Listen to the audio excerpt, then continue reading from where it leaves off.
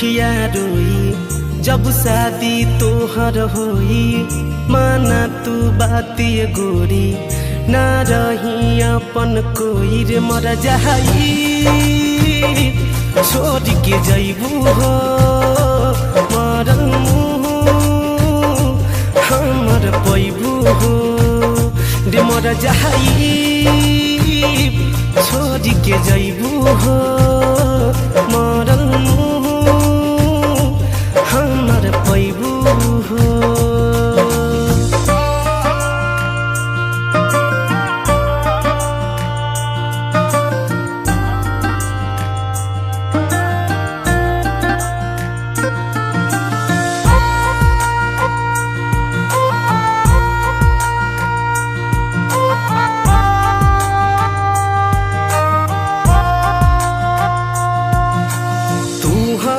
बचपन के प्यार हो तू हाँ जीवन हो आस बा तोहर बन बदुल्हा तू हमर दुल्हन हो।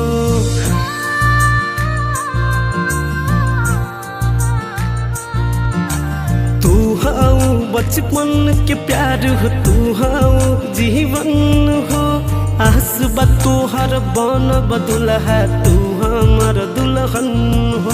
ना जइह तू ठुकरा के जिंदगी में हमरा आके मासूम नियन तोर चेहरा जी अब कैसे बिसरा के रे मर जाई छोड़ के जइबू हो मरल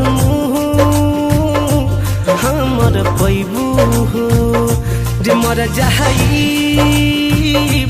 छोड़ के जइबू हो मरल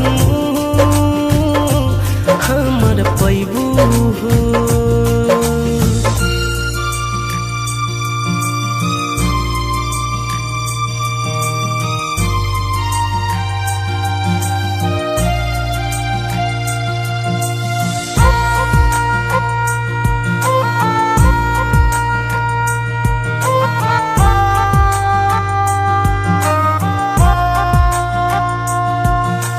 हरदम संगे रही है अपना राइटर